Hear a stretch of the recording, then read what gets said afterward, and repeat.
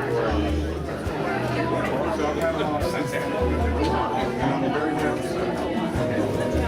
that's my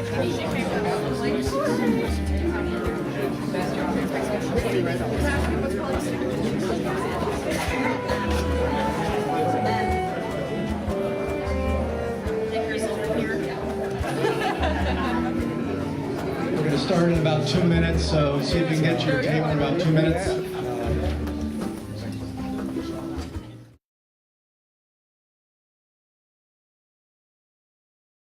I'm Carl Hatzel with CSD, here to help facilitate the session today. I'd like to welcome everybody. Thank you for being here. There may be some that will be coming in a few minutes late. I'd just like to do a little bit of housekeeping. We are, as you can look at the agenda, hopefully everybody has an agenda at the table. Today's workshop is divided between some presentations, some sharing of information, and also some table discussions in which we want to really generate some ideas and thoughts and opinions. That's why we've asked you to sit at a table where you might not have chosen to sit if you had a freedom to choose. So hopefully we've mixed up various stakeholders. There's purpose to that so that we can get some cross-thinking about different topics today. So there'll be a couple table breakouts, as we call them. You've been familiar with those, I'm sure. And so we will be needing, so think about it, we'll need a table captain or two to help kind of guide that. So when we get to that point, I hope you'll have picked out somebody to be a table captain at your table. A couple other things on the tables are a process agreement. There's a little folded sheet that says, there's just one of them on the table. It's standing up. It has little flags at the bottom of it. That's just some things we'd like to suggest that we follow today as we work together. They're pretty simple and straightforward. One is hopefully everybody will participate. Even if you're not familiar with some areas of the topics today, you all are folks that are out there, know consumers. Many of you have insurance yourself, things like that. So we really want you to participate.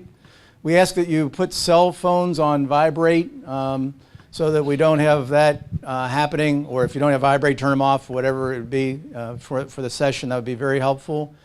And we want you to share the floor, to generate the ideas. When we do the table breakouts, we will be doing both open discussion, but we'll also give everybody a chance to write down their thoughts, and we will collect those so we have a summary in the notes. Sometimes people are more comfortable writing down their thoughts than speaking them. And to that point, you'll notice on your desk or on your tables a little card. It's an Ask a Basket card. Should be plenty on the table. We have more if you don't need them. The Ask a Basket card is pretty simple. Let's say somewhere today while you're here, you come up with a question, something you want to ask, but it may not be the appropriate time to ask it, or maybe you don't want to ask it publicly, but you just want to kind of follow up with it. You fill it out on the back, no names necessary. We have an Ask a Basket box here that you can then throw it in there, and hopefully by the end of the day, we'll ask Jeremiah to kind of look through there. We will try and get the answers. If we don't know them today, we'll at least follow up with them. So that's pretty important. We will have a panel discussion, so there'll be some opportunities for questions and answers then. We do have some break food coming in, probably around 2 o'clock or so. So you'll see on the agenda there's a break in terms of that. But I think that's about all we need to know. We're here to really tap your brains and the wisdom of the group around the tables, as well as provide some information. Everybody comfortable with that? Everybody ready to go? Because I'll turn it over to Jeremiah.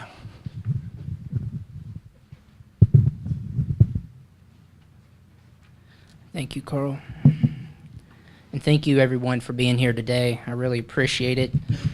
I apologize that you all have to hear me speak so frequently, but it's the hand we're dealt. What I would like to do is really set the table for the discussion on consumer assistance. By no means do we have all the answers as it stands today.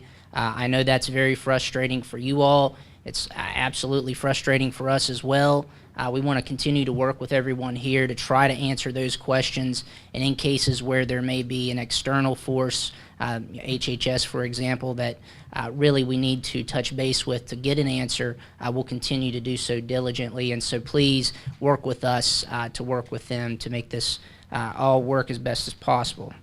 So I'll go ahead and move to the second slide. And we have two quotes here, just sort of, we're almost there, but we're not quite to the top of the mountain. I looked for hours, a cartoon that depict that, but I couldn't find one. In the middle of difficulty lies opportunity, and certainly I think that is the case for many folks moving forward with health reform. Perseverance is the hard work you do after you get tired of doing the hard work you already did. And so, while not everyone may agree with the person that's attributed to, it's certainly words I think that hold true here. Again, we're trying to make this work as best we can. We had no part in essence, voting for this. Obviously, we're just the messengers, but we don't hide behind that. We want to work with everyone to make sure this is as positive an experience for our fellow citizens as possible. So you see here a timeline that you've probably seen 1,000 times in other presentations that I've given. I'm not going to go through this other than to say, look how close we're getting to 2014. It is, at one point it was this far off concept, and now we are almost there. So in as far as you see these other major market reforms, I always say that's really where you see the paradigm shift in health insurance as we understand it today, and I still make that point. But again, we're here to discuss the consumer component of this, how to maximize enrollment, and we need all hands on deck because as you can see, even through this very brief overview slide, there's a number of factors for folks to consider. Next slide. So, health insurance confusing. Yeah, it is pretty confusing. And the cartoon here, if you can't see it in the back, I'm sorry, but stress caused by trying to figure out your health insurance is not covered by it. And so the answer, next slide. Well, okay, so this is a little bit in jest. This is a slide from a congressional committee about the ACA. It's really to emphasize how complex this truly is. And so we're dealing with a large number of organizations. If consumers find themselves in this tangled web, then this will be a failure, and consumers will not benefit. This needs to be as streamlined as much as possible. We need folks explaining to consumers really not just the high-level information about insurance, but also the process and facilitating, digesting this information and then facilitating that information or trickling that information down to the consumer. So what's West Virginia going to do? We've already talked about this many times. Just to reiterate, West Virginia is proceeding with a partnership exchange. We will carry out plan management, the regulatory piece, and in-person assistance under the Consumer Assistance Partnership. The feds will be operating the major marketing component under consumer assistance. They'll be managing navigators. They're developing the web portal itself. Really, all functional components other than plan management and the in-person assister program will be carried out by HHS. Now, that by no means suggests that we're not going to be looking at that, trying to understand what's taking place, working with the feds to better inform our consumers about what's available. We're going to be doing a lot of things to try to push and protect our marketplace, protect our citizens, and also inform consumers and stakeholders of what's actually taking place, what's happening in the market. So again, I hear some folks hide behind, well, it's the federal government. We try not to do that. We take this on face first, and sometimes we get a bloody lip, but that's okay. It's important to digest this and relay this information to consumers. West Virginia was conditionally approved as a partnership exchange or marketplace as it is on March 8th. And conditional approval, that all states at this point are conditionally approved as either partnerships or or state-based marketplaces, those that have actually submitted that information. There is no full approval. You go through an implementation process for that. And we're going to continue to have our meetings with stakeholders. We didn't have a chance this month. We had several meetings out of the state. We try to meet with stakeholders at least once a month. So in those months where we do see other meetings that block us, or if we have to be out of town, we'll continue to try to get together in some other forum or make ourselves available to you all, just so we're sure that we're relaying information and getting your questions. Really, that's the biggest benefit for us, is to hear your questions, hear what you're confused about, and then we relay that that information to our colleagues at the federal government. So who's going to be using the exchange? I mean, let's get down to it. State residents, all incomes, you're eligible for the advanced premium tax credits between 134 and 400 FPL. You can be above 400 FPL and still access the exchange. Our models actually suggest that there will be a percentage of consumers that do leverage the exchange that are beyond the tax credit availability. 64 and under, so this is obviously not a product for Medicare recipients, folks that are on Medicare Advantage. They go through the Medicare process, open enrollment for that, as everyone knows. It's really geared towards consumers, geared towards citizens that are below the Medicare age threshold. You can't be incarcerated. You have to be a lawful citizen of the state and the United States. So certain legal aliens are permitted to access the exchange. Illegal aliens are not permitted to access the exchange. We may run into some of those issues as we're communicating with consumers. We may come across folks that actually are here illegally, and then how do we handle that situation? It's certainly a touchy subject, and maybe not so much in West Virginia, something we'll deal with en masse, but other states, they'll certainly deal with it, and I will be surprised if we don't have certain circumstances where we have to figure out what process to take when we find that situation. In terms of the Medicaid and CHIP population, they can leverage the exchange for eligibility determination, and this is if we expand or do not expand. So you can still go to the exchange and leverage the MAGI eligibility tool for the purposes of verifying what you're eligible for in the marketplace or not eligible for, as the case may be. Small employers, 1 to 50 until 2016. Then nationally, that definition expands to 100. Large employers can come into the exchange starting in 2017. We have no rules from HHS on that matter, and so we're going to continue to explore that with the federal government. The next slide. So really, how many folks are we talking about here? 910,000 West Virginians currently have employer-sponsored insurance. 28,000 in the non-group market, which is a little bit of a variance from traditionally what we thought was in the small or the individual market. 246,000 uninsured in West Virginia. 99,000 of those are estimated to be eligible for the advanced premium tax credits. 135,000 folks are eligible for Medicaid or CHIP under the expansion scenario. And then 17,000 employers, or over 17,000 employers, actually provide coverage in the market today. I'm going to take questions here at the very end, so I'll get to that in a second. How consumers use the marketplace. Feds anticipate primarily through the web portal in West Virginia. We know a lot of folks don't have the internet. Broadband accessibility is a problem in the state. Even if you have broadband available to you, folks being able to afford broadband internet is a problem. So there's going to have to be other mechanisms, and the feds recognize this, to their credit.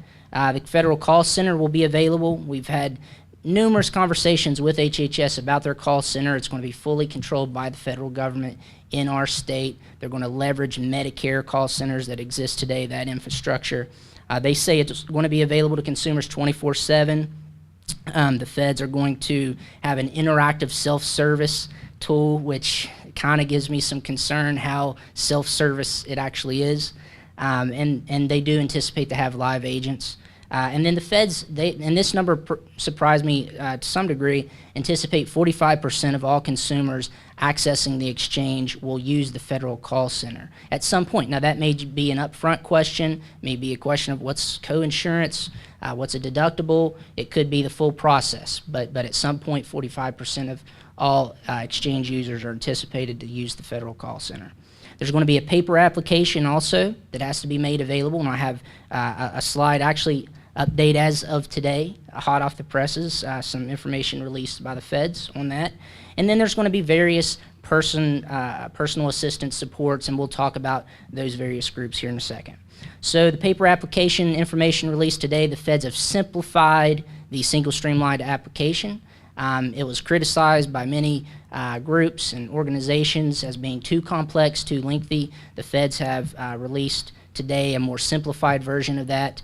I'm not going to go into the details of that information. I still actually need to digest it myself. Haven't read the rule, but the talking points on the federal press release looked promising, and certainly we're always interested in trying to simplify this information as much as possible while still retaining the legal parameters that are set forth in the language. So that's very important to note, and it's also important to note that the feds anticipate it to take 2 weeks if a consumer has a paper application, submits it.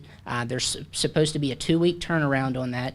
That's fairly aggressive considering the snail mail, the postal system. But if that can be achieved, then actually that is not so bad in terms of having a paper application submitted. So let's go ahead and get to the major groups that are going to be providing consumer assistance. Insurance agents, obviously, exist in the market today. They're permitted and encouraged under the statute, and then in talking points from HHS to participate in the marketplace. Frankly, there's going to be such confusion, I'm afraid, that the agents are going to be probably be needed more moving forward in 2014 than they have ever been needed in the past. The feds anticipate 85% of all health agents to participate in the marketplace or the exchange. So that was a fairly high percentage. It surprised me. That was in their Paperwork Reduction Act information. Commissions will be paid by the issuer. Traditional appointment process will remain. Traditional licensure and CE requirements remain. The agents obviously will be supporting the non-group and group markets. They'll have to support eligibility through the MAGI single eligibility determination or single determination process.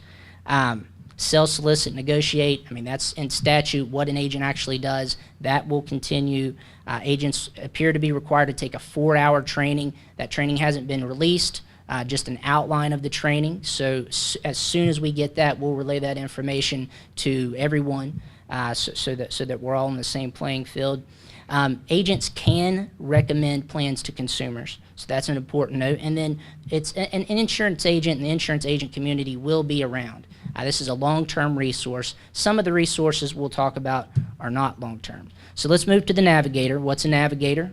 All marketplaces will have navigators, be they state-based exchanges, full federal exchanges. These are created in statute, a beast of statute, as folks say.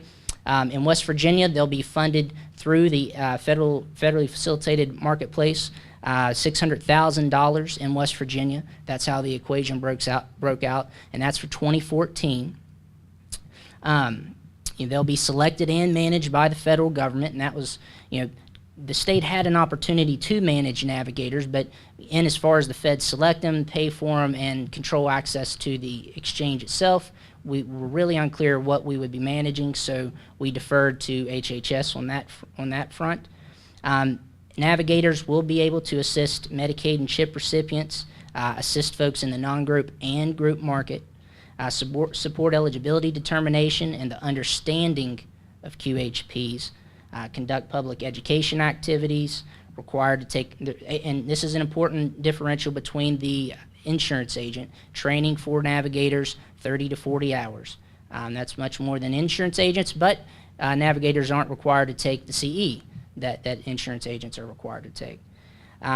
Cannot recommend a plan to a consumer. So navigators, in-person assisters, these folks cannot tell a consumer, yeah, take this plan, or, well, if you were me, what would you do? They cannot respond to that question. That's critical, and that point will be re-emphasized throughout this process. And the navigator will be along and will be around in perpetuity. It's in statute, have to have at least 2 in West Virginia and in all markets, so navigators are here to stay. In-person assisters. So in-person assisters will exist through the Consumer Assistance Partnership. They're funded by 1311 funds, grant funds. We anticipate around $8 to $10 million for in-person assisters in plan year 2014. They're managed by the state through a vendor. They assist individuals, but for the purpose of small groups or large groups, they make referrals to insurance agents, to the Federal Exchange. They will not be assisting folks on group market, and primarily it's so we can focus the resources as appropriate. And the populations that are going to have the greatest difficulty, if the state does expand, that's obviously going to increase the need for in-person assisters to support low-income, potentially folks that have higher degrees of illiteracy. There may be more complicated family structures. There's just a whole number of items that assisters are going to have to provide to Medicaid and CHIP recipients that are going to take a great deal of time. The assister, just like the navigator, will be supporting eligibility and the understanding of QHPs. Actually, the feds in the most recent rule have married the two in terms of what their scope is. So we are trying to work through that rule and work with the feds to ensure that we're able to manage the IPA program as we see best for West Virginia. There will be local marketing to inform consumers of the availability of these in-person assisters, where these in-person assisters are located. As I said, in addition to just the insurance agents and the Federal Exchange call center, there will be referrals made to state agencies. As you get into the depths of Medicaid policy or CHIP policy, there'll need to be referrals to those programs. If it's an insurance complaint, then the insurance commission will need to handle that, and we take that job very seriously and need to. It's an important function of our role and to protect consumers and the marketplace more broadly. In-person assister, just like a navigator, cannot recommend a plan. And again, that is going to be reinforced time and again. They cannot recommend a specific plan. And in-person assisters are not going to be around for a long time, or I don't anticipate they will be. 1 year at a time, at most 2 years for the grant. And then beyond that, it would be a cost that is realized by the exchange itself or the marketplace itself. And in that situation, why not just leverage the Navigator program that is already in existence? So there'll be discussions about that downstream. We'll need to think through it, but I don't anticipate in-person assisters to be around more than 2 years.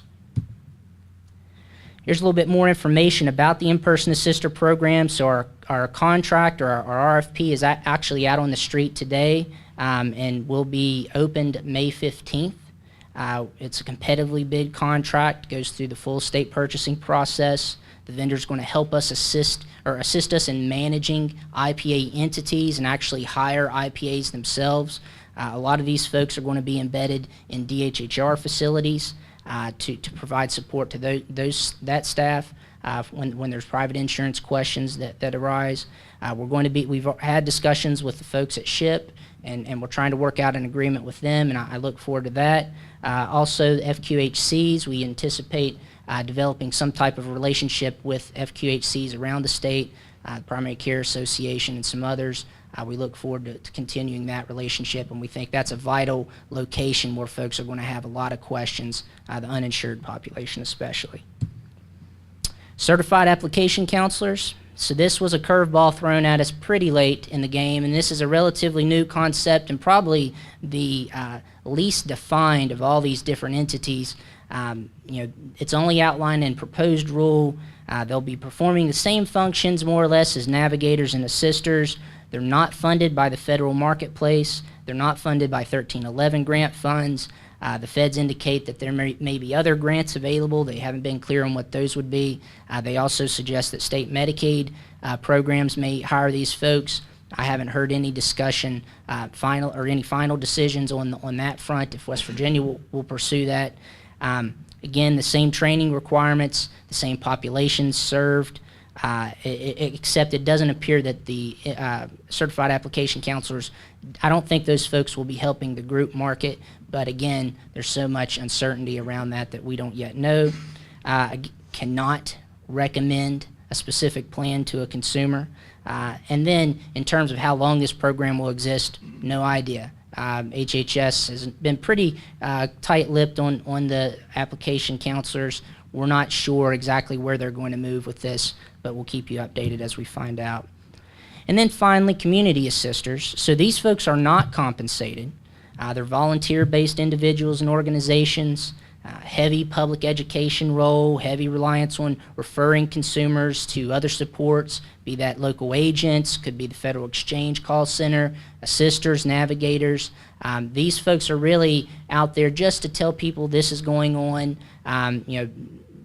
Again, not as well defined as some of the other programs, which is saying a lot, but we do anticipate there to be a lot of folks out there that are just going to volunteer and provide information to consumers in their community, their peers in their community. So we have to be aware of these folks and the risks that are involved. There's, we talk a little bit about fraud, and I think Dina may mention it as well in her discussion on the panel. I'm worried about fraud across the board, especially folks that are not as well trained. That gives me some pause, and we certainly want to make sure that all consumers are protected. So if you hear about things, be it before the reforms go into place or after they go into place, let us know. We're there to protect all of your best interests, the best interests of the state, and when someone is misinforming consumers, no one benefits from that. So please let us know as you may hear about those situations. Next slide I have is really just a timeline, and I'm not going to go into that. I'll let you look at that. And then I've outlined in the next slide just some questions we're going to go through on the table discussions today, and then the final slide, that is my contact information. What we would like to do now, I think are we good on time? Okay. We have a video that we would like to show you, and this was presented by NAIC consumer reps at our most recent conference in Houston. This is an outline basically of how a navigator would assist a consumer. It's very broad, very high level, but it's the first thing I've seen, so I thought I'd share it with you all. I hope everyone enjoys.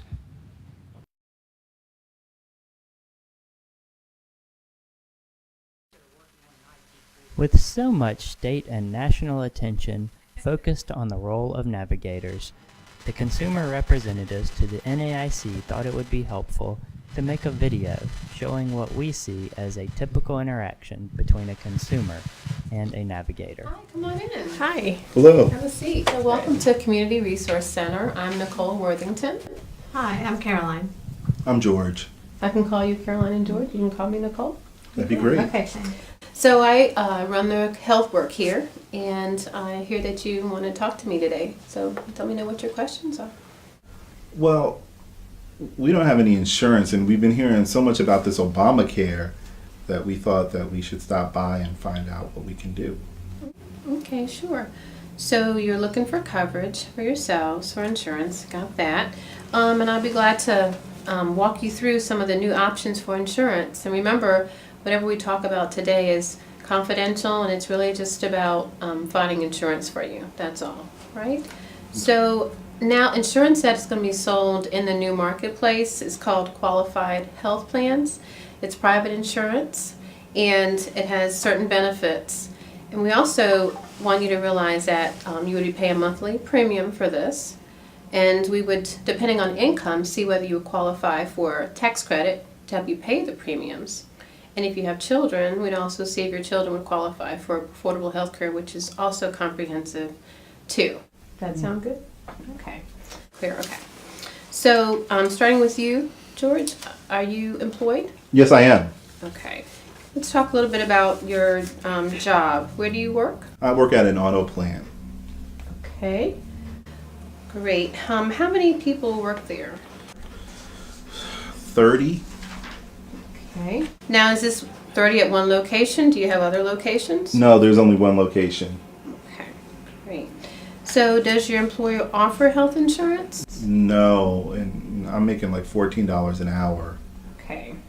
Great. That was going to be my next question. So, do you work full time? Yes. And so that would be 40 hours 40 hours. all the time? Yes. Never under or over? Pretty much 40 solid. Consistent Okay. 40 hours. All right, great. Caroline, do you work? Yes, I work part-time. Okay. So how many hours a week is that? 20 hours. Okay. And then how much do you make an hour? About $10 an hour. Okay. All right. So we talked about children earlier. Do you have children? Yes. Okay, how many? We have two. Okay. The boy is 11 and the girl is 7. Okay, great. Based on what you told me, you may qualify for premium tax credits if you purchase insurance through the marketplace. Now, you can also buy insurance outside the marketplace, but you wouldn't get a tax credit if you did. And it also looks like your children may also qualify for a children's health insurance program. Wow. Okay, so what do we do next? Go ahead and start filling out an application. Well, looks like I was right. You do qualify for a tax credit. That's great. So we can look at plans here today, or I can give you the website. You can go home and look at them. Do you have a computer at home? We do, but we'd rather do it here with you. Okay, that'd be great. I'd like to do that. At this time, the navigator will show the consumer how to pull up the website, sort plans according to provider, premiums, cost-sharing requirements, and other criteria. The navigator will also explain the different meta levels and how tax credits and cost-sharing limits apply. In some states, the marketplace website will also list local agents and brokers with whom the consumer may consult.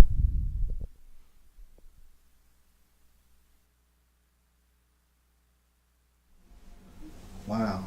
That's an awful lot of information. What do you think? I don't know, sweetie.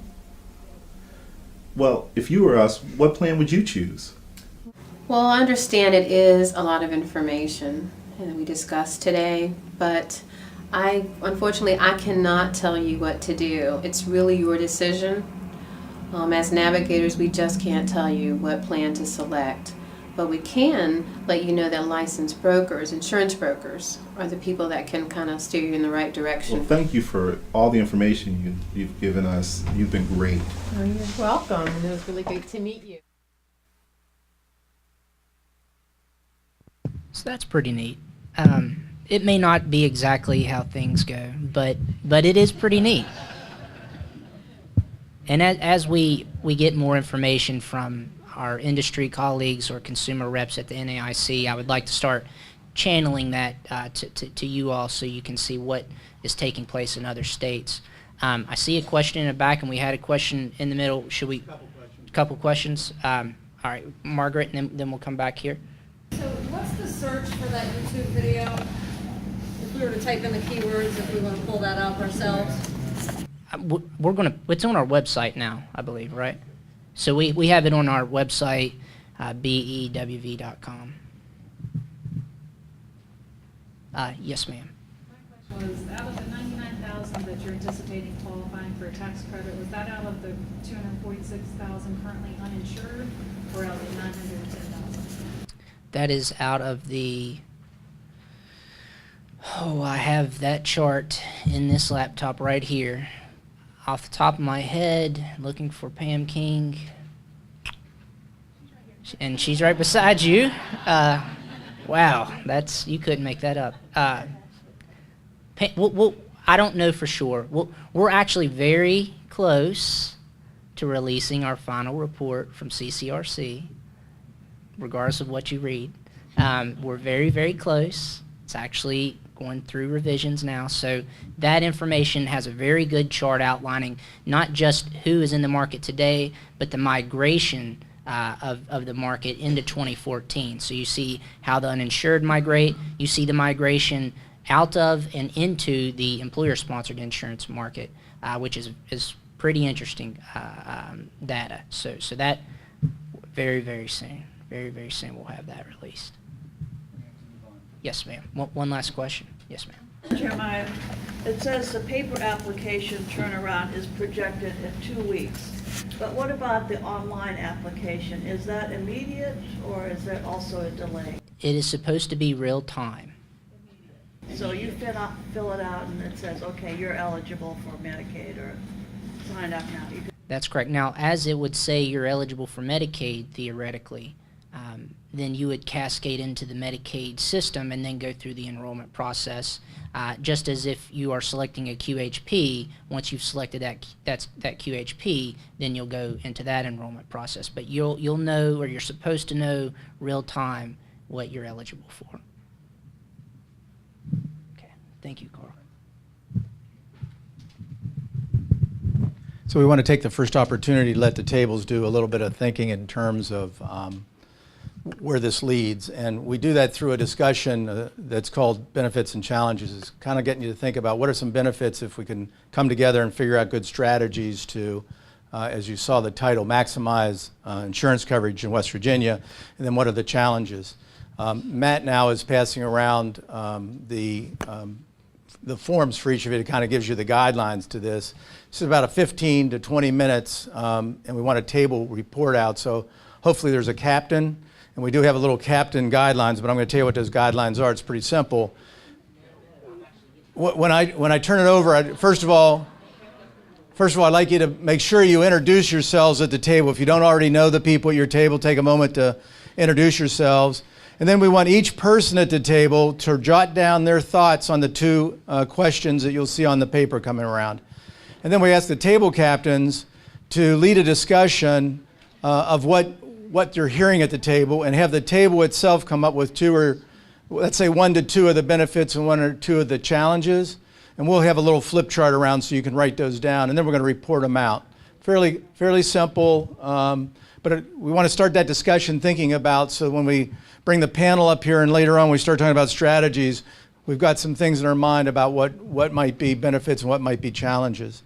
Again, Matt and I will be walking around from tables to tables if you're not sure of what to do, but we have about 20 of 2, so in about 2 o'clock we want to do the report outs. So introduce yourselves and get working on the assignment.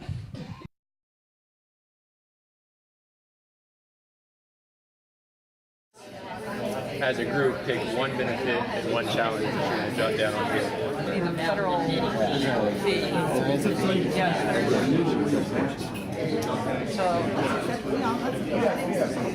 There's lack of information from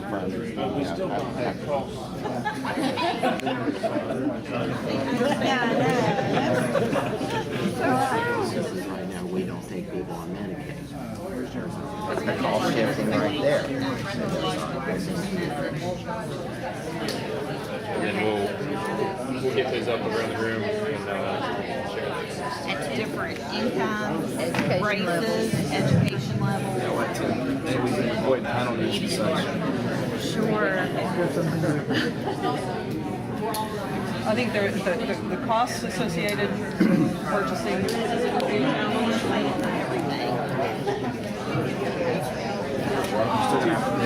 by self-sustaining means that there will be fees associated. So we most of our material. Or they're on the bubble between Medicaid eligibility and trying to hand off of that. So yeah, challenges. Help now their employers not helping them pay for the insurance. About 2 more minutes.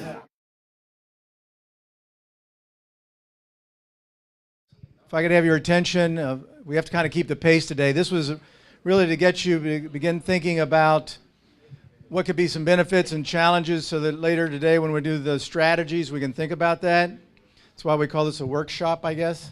What we'd like to do is at least get a sense from the other tables some of the things that were on their mind. So I'm going to ask Matt, just going to go from table to table, to just to give a quick report out of what were 1 or 2 of the big things that you said at the table, and then after we get around to all the tables, we're going to take a 10-minute break or so while we set up the panel. So why don't we just start with that group over there, Matt?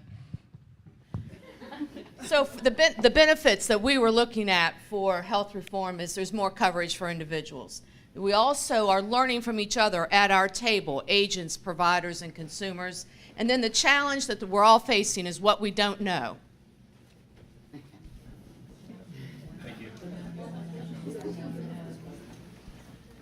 Well, we had a lively discussion, and we decided that the best way to do this would have one person talk about the benefits and another person talk about the challenges. What we saw as a real benefit in having all of the folks that are here work together is that multiple agencies can penetrate a variety of population subsets. You know, that way, no group is left nobody is overlooked. I think that's the important thing. And so, you know, if you look at the population as a big bubble, as many little bubbles as we can have inside there, we'll find more people. So I think it's really necessary for us to cooperate and work together. And I think by working together, we can help alleviate the challenges. And he's got the challenge. The challenges that we talked about are really relate to the timeline that we're all on.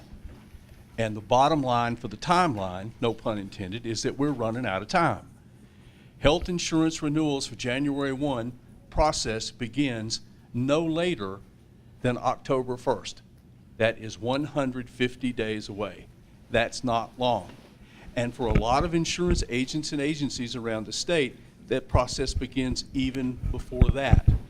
And we're at the point now where we need to have specific program process information so that we know what to do, when to do it, how to do it, who to do it with, and what the end result's supposed to look like so that we can get our people trained, which is called for in these slides, and.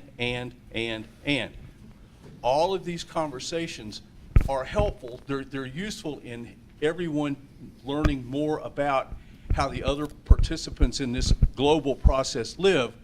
But at the end of the day, it's all about getting people covered, and that's the process that insurance agents live with every day. And right now, this process is nowhere near ready to enable agents to put people under an insurance umbrella. That's the challenge.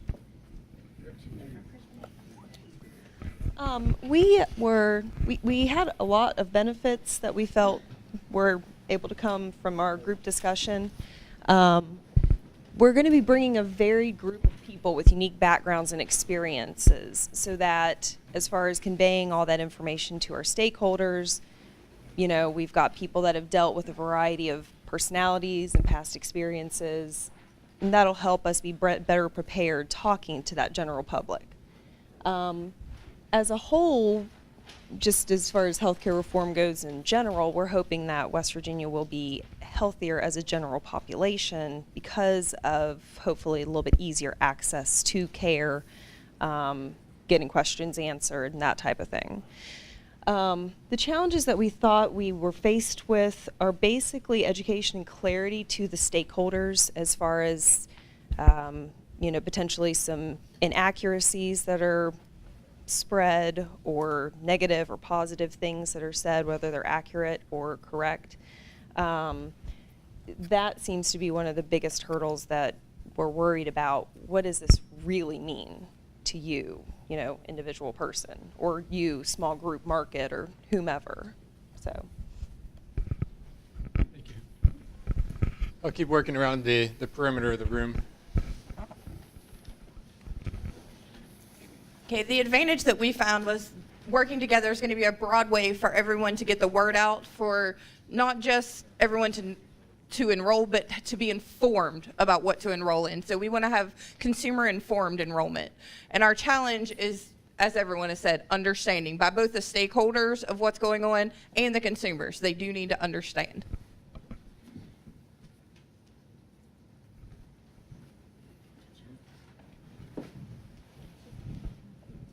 Well, we probably echo most of the room, but the benefits would be of this process is figuring out what each of the other people at the table do, what agents do, like what we do, what the community people in the navigation type role will do, and the possibility of overlap, which we don't think there probably will be much of that, or less than maybe some might think. And then the challenges are that the process is confusing.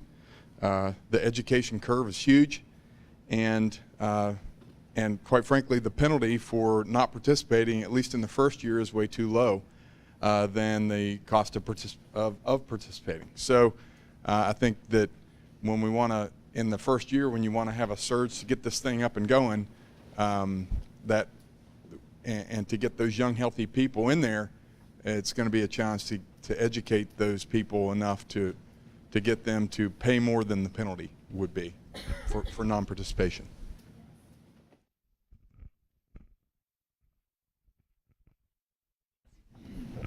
Hello. We had a lot of discussion, and most of it was not organized, so I'm trying to throw some stuff together. As far as benefits, we talked about it. One benefit being by working collaboratively, no one individual has to be responsible for understanding the whole entire universe of what there is to know, and together we can hopefully organize and understand what's going on and how to address issues and solve problems. Another is we really need multiple avenues to reach people and to help people find the insurance for them, and lots of different ways to reach them. Lots of different people working on reaching them. As far as challenges, we identified a challenge of a risk of duplication of efforts, of all of us trying to come at this from different perspectives in a little disorganized fashion, that there's a lot of duplication of effort.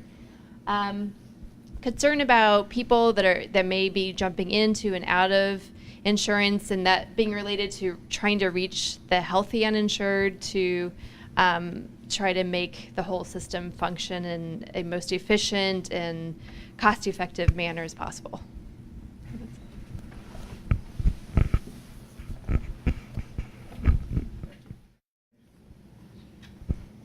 We looked at some of the benefits and opportunities as, we all have different viewpoints, so everybody brings something different to the table, be it if you're a carrier or an agent or a community leader or work for the OIC or whatever. So there's a lot of different viewpoints, and I think if we all come together that we can, or we thought that we could learn to develop a consistent message. That way we're all preaching from the same Bible or hymnal, or singing from the same hymnal. Same message again from all groups, and we talked about whether you like it or not, it's here to stay. It's not going to be repealed, so we need to try to make it a win-win-win for all, and try to embrace it and look at it as an opportunity for each of us. And then a big benefit, it's a benefit and a challenge, but clearing up the misconceptions. I think there's a big misconception in the public that they're going to get this free magic card that doesn't cost them anything, and it gives them free access to care without any cost sharing. And I think there's a lot of, it's a benefit to clear up that misconception, but it's also a challenge to get that information out to everybody. I think the challenge among the stakeholders is getting everybody to agree on a consistent message, because we all do have different opinions and come from a different background. The challenge, also echoing some of the other people, is developing a message that reaches all demographic groups. We are a rural state, and it's going to be very hard to get out to some of those people. Again, and the last challenge is to get everybody to quit focusing on the negative part of this, and again, trying to embrace the positive and look at it as an opportunity.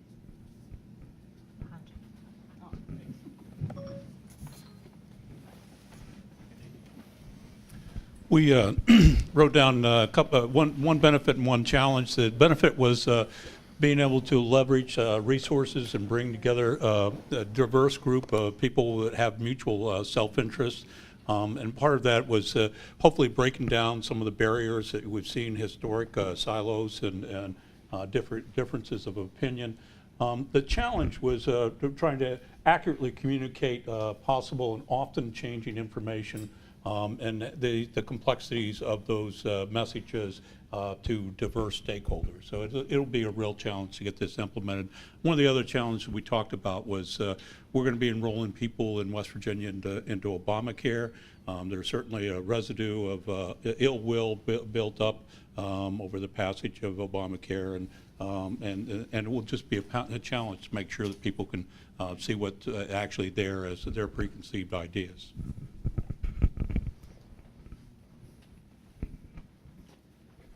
So just to echo what everyone else has said, we need all of the stakeholders involved, not just want them, but it's a necessity, because if we don't have every perspective involved, that's going to come out later in terms of challenges. And then what we're all working towards, one of the benefits is improved quality of life, and so that was reiterated, I think, from different perspectives at our table.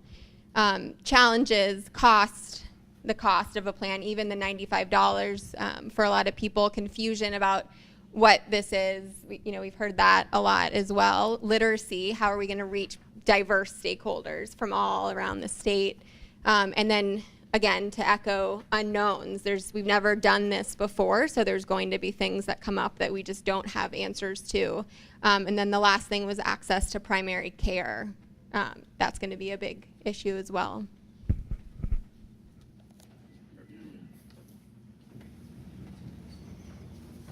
I'm not sure that our group had a whole lot to add, and I'm sure that if they do individually, they'll let me know.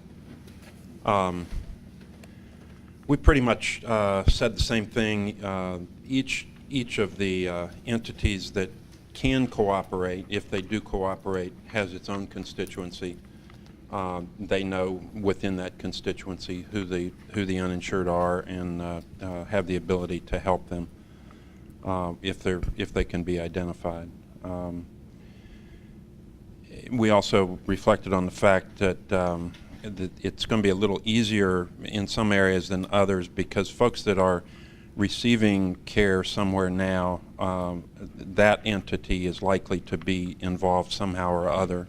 And I guess that somehow or other is unclear, but somehow or other in informing them of the ability to get coverage and how to go about it. So we saw the potential for cooperation being pretty strong. We also saw that potential as being one of the real challenges. Just the ability to get everybody together and working together is a challenge, at least based on the discussion that we had around our table. And despite Jeremiah's best efforts to try to boil everything down to a 3-page PowerPoint that's supposed to make everything very clear, the picture's really cloudy, and I think Greg covered that, and so did several other folks. And that's going to demand some leadership, and this is a personal opinion, I guess, because I don't know that the group advocates this one way or the other, but it's going to advocate leadership in more than just contracting with somebody and turning the issue over them to manage 270, 300 people. I know that from the navigator's side on the federal level, they're not going to do that. There's not enough money there to do that. And from the state's level, I think there is a considerable amount of resource available, but it's a real management headache to try to manage the folks and more importantly, I think, manage the message because the message is still being developed.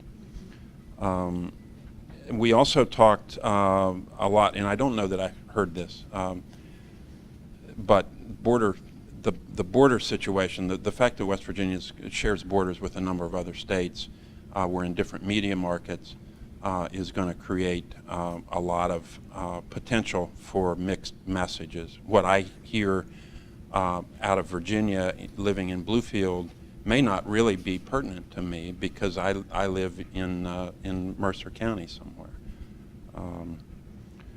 So basically, the lack of education and understanding, the philosophical opposition. Did I miss anything, guys? Good job. Well, it was a good job for everybody. There were a lot of different ideas. Just to again, we want the table captains to collect everybody's ideas because this becomes part of the challenge itself to kind of look at, okay, what are the challenges and how we're addressing it. After the break, we are going to have a panel discussion to talk that may address some of those challenges, and then before we leave today, we want some of your ideas on how to specifically address some of those challenges and also to take advantage of the opportunities that you did. So appreciate that. I do want to make an announcement, and Tom over here is doing a video to film this for those people that couldn't be here today so that there'll be information there. So if, I guess this is a John Law, you tell me, this is a disclaimer, right? Communication. If for some reason you didn't want to be seen here today, please see Tom before you leave the room because you may be on all those people that are standing up were stars of this production. So if you do have some sort of thing, see Tom and we'll try and put a different face on you or something in the video. So why don't we take a 10-minute break? There's some things back there. I'll ask those who are going to be in the panel to come up and get ready for the panel, and we'll get you back in 10 minutes. Thank you.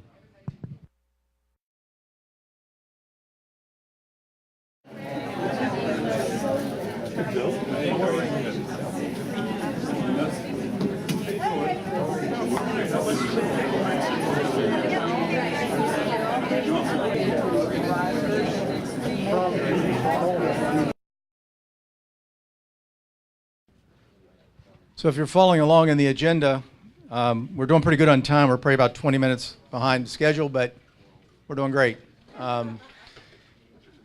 We also have a distinguished panel. You've heard of the term distinguished panel, and that's what we have, a distinguished panel. They're going to talk about some different topics that sort of relate to your next assignment, which the next assignment is really getting down some specific actions or suggestions for recommendations to maximize insurance enrollment. So we wanted to provide you some more background from people who have experienced different aspects of this. And so we're going to go through the panel. I ask them some questions. If we have some time, then we'll just ask in general. That's the goal. And we're going to start with, I think it's Dr. Sespo? Sespo, okay. I'm going to ask them to introduce themselves and give a little bit of background. But he's going to talk a little bit about some work that they've done at Marshall in terms of health insurance literacy. So we'll start with the good doctor. I'm Richard Crespo with Marshall University School of Medicine, and our role in helping to move this forward, a small role, has been to do an interview with potential marketplace users. And in our interviews, we sought to find, to understand three things. One is potential users' level of literacy. And then secondly, to try to understand the support and assistance that they felt they would need for applying for insurance. Interestingly enough, we don't have the habit of individually applying for health insurance. Either our employer does it for us and we sign on the dotted line, or that's it. We know how to get car insurance, but we don't know how to get health insurance. And so trying to anticipate the need for support and assistance that people would need. And then thirdly, wanted to gauge their interest in accessing a health insurance marketplace. This type of interview hadn't been done before, so we couldn't go out and borrow somebody else's interview protocol. So we had to go through a study process to develop our interview protocol, and so we reviewed the literature. There's some literature on health insurance literacy, not a lot. Our most valuable source of information was picking the brains of colleagues in academia, but also talking to a number of people in the insurance business, public, private. We talked to a number of insurance agents and got their input onto what some of the issues and concerns were. And of course, Jeremiah and his team were invaluable also in giving us input. And so based on that input, we developed a survey instrument and a protocol. And it's important to note that in the information that I'm going to share with you, these were people who were seeking health care because we went to healthcare agencies to get that. So this is not representative of the whole population out there. It's those who are already seeking health care. And we interviewed potential users in free clinics, federally qualified rural health centers, critical care access hospitals, and university hospitals, the outpatient services from university hospitals. And I'm going to go over very quickly with you some of the key findings that we had from the interviews. First of all is that in this target population, if they could afford it, they really wanted health insurance. One of the things that we found in doing the interview is, in the interviews, is that many people wanted to sign up for insurance right there. And it was a little bit of a struggle and somewhat disappointing for some people that they weren't going to be able to sign up for health insurance right there on the spot. Over 90% of the 170 people that we interviewed said that they had a high level of interest in obtaining insurance, or if they had insurance, it was typically Medicaid, and to get better and more extensive coverage. The biggest barrier to health insurance by far that surpassed all other barriers, should be no surprise, and that was cost. Overwhelmingly, it was cost, and then at a much lower level of barriers was knowing where to get information, and then understanding how health insurance policies work. And then one of the questions we asked in that had to do with trusting government, and interestingly enough, that trusting government was a minimal barrier. Very few people regarded that as a barrier, given that it's the government that is sponsoring the health insurance.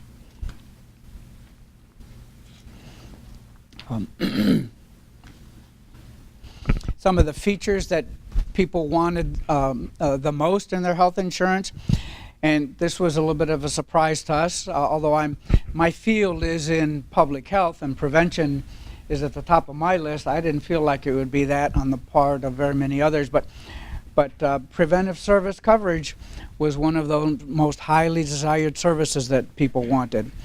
And then another surprising coverage that folks wanted was dental coverage, and I'll say a little bit more about that in just a moment. And then, of course, the ability to choose their own doctor.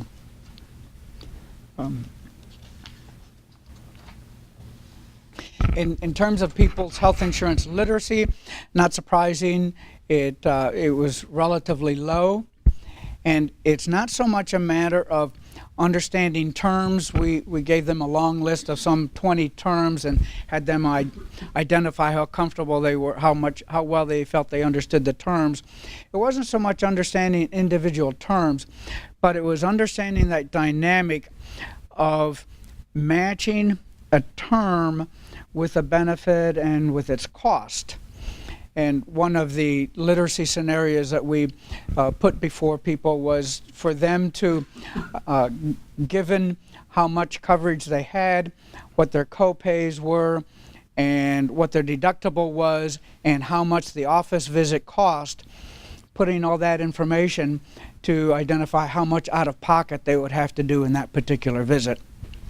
That was very difficult for people to do those kinds of calculations. On the other side of the coin, though, another literacy scenario that we gave them was that understanding the dynamic between high premium and low deductible, high deductible, low premium, and having them choose based on a particular scenario. And people were able to make that balance and understand the value of one or the other in terms of what would benefit them, that would benefit them best. So it was a mixture there in terms of their health, the level of their health literacy. We also gave them a scenario of life circumstances, a young couple wanting to have children. The husband's just been diagnosed with diabetes, worked as an independent contractor, and then have them select the benefits that they felt they would need, that family would need. And most people were able to make very sound decisions about the kind of benefits that they would want. It was a little bit surprising a few people didn't check prenatal care as a benefit, given that they're wanting to have children. But for most people, making those choices was not a problem. The tasks for applying for insurance that people felt that they would need most help with is in comparing plans, and then calculating the cost. Cost, again, is a real big factor in that confusing array of, if you get this much, then the benefit is so much. If you get another amount, then the benefit is different, and doing that balancing and figuring out what's going to meet their budget as well as their health care needs. People felt like they would need a lot of advice and help in making those decisions.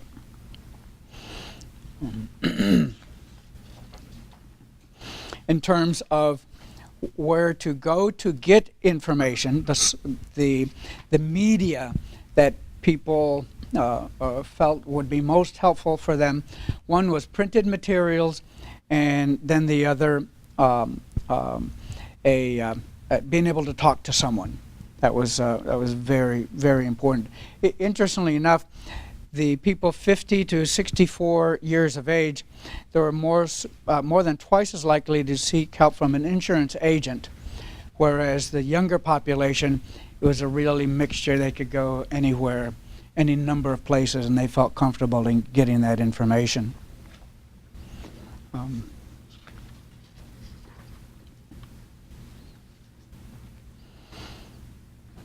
And there are two sides to the coin: is where to get information, and so printed material and being able to talk to someone to get information.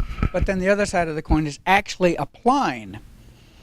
And to our surprise, the vast majority of the people that we interviewed were low income, and to our surprise, they felt 67% of them felt comfortable in going to the internet to actually filling out an application form. And those same people, 67% of them actually had access to the internet, either at home or a friend, or some said they regularly went to the library to get internet access. And that, while there's still a third of the people that we interviewed that didn't have access to the internet, I was surprised at how many did have, and these were low-income folks, how many had access to the internet and high speed and would feel comfortable in filling out an internet application. So there's that one side wanting help to figure out what, to get information about what's available to them, and then the other side feeling fairly confident of being able to fill out an application form on them, by themselves. Summary observations. One, getting health insurance was highly valued by this population. Most respondents were able to make reasonable choices when it was a simplified list of benefits, of insurance benefits that they desired. Interestingly enough, back to that issue of dental coverage, it was the population from 18 through 49 that felt like having dental coverage would be an incentive for them to get health insurance.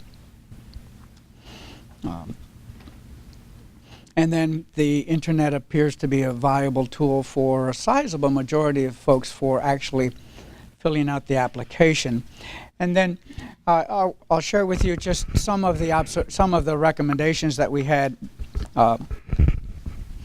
One is that health insurance literacy involves multiple tasks, involves multiple domains. And so you can't underestimate the challenge in helping people to understand what this insurance plan is all about and what the benefits are going to be for themselves. And then we recommend that those supporting marketplace users should be trained in health literacy concepts. We borrowed heavily from health literacy work that's been done and applied it to health insurance literacy. And interesting enough, there's good training available here in West Virginia, and we would recommend that for people who are advising potential users. And then we really need a partnership for reaching this target audience. I heard that a number of times in the reports on the table discussions. And the folks that we interviewed, being in the healthcare setting, if they could sign up right there, whether in the FQHC or the free clinic or the outpatient clinic, they would have signed up right then and there. So that those kinds of partnerships with different entities is going to be important for reaching as many people as possible. And then dental coverage may increase the attractiveness, particularly for younger population. And then finally don't be afraid to maximize the use of electronic resources for signing people up. We have a quick question for him before we go on to the panelists, something burning that you want to follow up, clarify? Appreciate that. I think I'd like to ask Jane Klein, former insurance commissioner herself, who's very well versed in this area, to kind of give some observations about, again, we're trying to give you some thoughts about how to generate some ideas going forward. So, Commissioner. In addition to being the former regulator, I do government relations work in West Virginia for a number of healthcare-related entities. Work with the American Health Insurance Plans, with Molina Medicaid Solutions, the West Virginia HMO Association. So in my former life, I spent a lot of time around this issue and continue to do so. I think one of the things that, as this legislation was being passed in 2010, and I was still the regulator, and was actually the National Association of Insurance Commissioners president, so was involved in a lot of the discussions, was that while the goal of getting insurance coverage to everybody is great, we've not really addressed the rising cost of medical inflation with this legislation. So as the costs of claims for insurers and for government payers continue to increase, the inflation piece of the cost of claims, or the cost of medical procedures, I think remains to be a challenge, and is something that is going to have to be addressed. If you go back to like 1963, it was estimated that healthcare cost and spending was about 5% of the GDP. If trends continue going the way they are by 2020, that's going to reach about 20% of GDP. So, I mean, the costs associated with care continue to be ever increasing, and the prescription drug rate, I think last year in a minimum study, it talks about, it was an e-script report. Medical drug inflation increased 5.4%, specialty drugs was like 17%, and generics were 9+%. So, there's an example of things that continue. In the legislation, there is also, taxes that are passed through on durable medical goods. There are taxes that are passed through on prescription drugs as well. So, that will further continue to see that trend increase. One of the, and other studies are also showing that the actual cost of the procedures themselves are what's rising. And it's not so much the utilization, it's actually the cost of the medical procedures. One of the things that, I've continued to look at is providers consolidate. As hospital groups consolidate and they buy the physician practices, that gives them more negotiating power, and that tends to be driving costs up as well. So we need to look at the market power that is associated with the provider community. There was a study done by the International Federation of Health Plans, and they looked at the cost of procedures in 13 industrialized countries, and the United States, on the 23 that they looked at, was by far and large higher costs than on 22 of those procedures. We were the highest costs. So the average expenditure per person in the United States on healthcare is like $8,000. Other industrialized countries that were looked at, it's like $3,000. So I do believe that that's one of the things that has continued to trouble me, is that we've got to look at the cost, and then the challenge becomes, as medical technology advances and you have more advanced procedures and we all want the best health care for our families, I mean, all those things come at a cost. So again, that was one of the big concerns that I expressed back in 2010, and I continue to express. And I think some of the other challenges and unknowns with the legislation as it's written, that there will be people that see some or premium decreases, but the concern about the people that are going to see the premium increases is another great concern.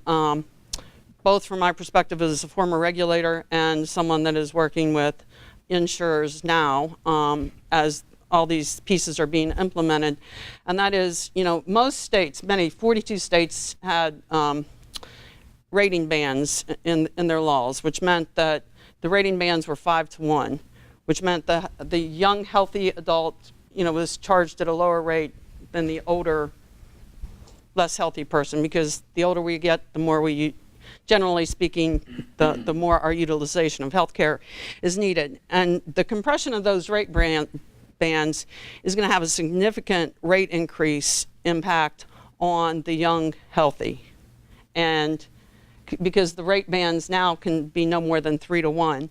And the concern with that is with the mandate, the individual mandate being so low, in particularly the first year, the young healthy people not participating, and then therefore you have more adverse selection within the insured marketplace, which would likely drive costs higher. So that's why it's important that everybody play, that the healthy do help subsidize, but there is a lot of concern about that. And while there are subsidies, it's estimated that if you're in the 150 to 300 poverty level, that the silver plan, it may subsidize like 42% of the silver plan, the subsidy.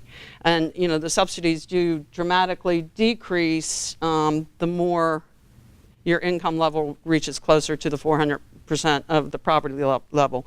So that's a concern. The $8 billion on taxes in the first year, which is estimated to continue to significantly increase over time, that will be a pass-through tax. And so, again, that is another issue of concern. And that's one that I know there's been a lot of activity around Congress trying to get a repeal of that particular tax, because that can have about a 2% impact on the premium that the individual is paying. There are other fees and taxes that are in the legislation that do cause concern, and we just want to make sure that everybody is fully educated about what all this means. Another challenge is that with the essential benefit plan, while it's good that you've got these things going to be covered, they come at a cost. So when you look at the actuarial value of the essential health benefit plan, what's going to actually happen is many people will be buying up. They will be buying much more coverage than they currently have in their current insured plan. And again, that comes at a cost. So my fear and concern is really the cost associated with the whole implementation. I had that when I was a regulator. I still have that concern, and that we didn't really do in this legislation much that controls the medical inflation, which again, insurers' premiums are based on what they're paying out in claims. So that's my concern. Hey, why don't we go over to Joe there, who's actually practicing agent, right? And give us some perspective of what you see going forward in terms of trying to maximize insurance coverage in West Virginia. Yes, absolutely. I appreciate being here today. Again, my name is Joseph Deacon. I'm an independent agent here in Charleston with Deacon & Deacon Insurance Agency. And I'm also the state president of the West Virginia Association of Health Underwriters, which is a professional development and advocacy group of the National Association of Health Underwriters. So again, and I apologize, the question again that you wanted me to respond to? Just from your perspective, this maximizing insurance coverage, how do you see that, or how the agents see that, and going forward? Well, I mean, it's been mentioned several times. Obviously, that is a very key element of making an exchange function properly in terms of maximizing the enrollment. Concerns that I see, and I know these have been brought up. Obviously, the younger population in the state of West Virginia is going to need to be addressed in terms of attempting to get them covered. Obviously, the penalty for not taking coverage is not set very high. I realize that's not something that we can fix here in West Virginia, and that's it doesn't appear to be something that is going to be addressed on the congressional level. But that is a concern, and so obviously today it's a good opportunity to get everyone together. You know, whether you're an agent, whether you're a potential navigator, whether you're a community assister, community group, or an issuer, just to figure out how we can work together in order to maximize the enrollment. Because if we don't, the exchange model, as Commissioner Klein just mentioned, we will have adverse selection, and we will be in a situation that we cannot be in order for this to function. Back for some questions. A couple other panelists that kind of focus on other expansion efforts, I guess, that have happened before. So maybe some lessons learned, and maybe talk a little bit about fraud. And Dina, you want to start there? Introduce yourself. My name is Dina Wildman, and I'm the Life and Health Supervisor in the Consumer Service Division of the OIC. In terms of expansion, I've worked for the Insurance Commissioner's Office for 28 years. And in 28 years, we've seen some pretty different changes. We saw the HMOs come into the state, see them come build, drop back down. We saw HIPAA get passed and the changes that came with it. We saw the Medicare Advantage programs come into play. So we've had to address enrollment, problems with marketing, people not marketing it properly, violating codes, violating laws that we get complaints and have to address. But the biggest issue we've had overall has been scams, frauds that are out there. And what we're going to be doing with this is we're going to be opening a market to a lot of people who haven't been in the insurance business market for a long time. And they don't know what to expect. They know they're going to be out there getting coverage, and they think they're going to get a subsidy that's going to make it very inexpensive. So they're going to be very anxious to jump into the marketplace.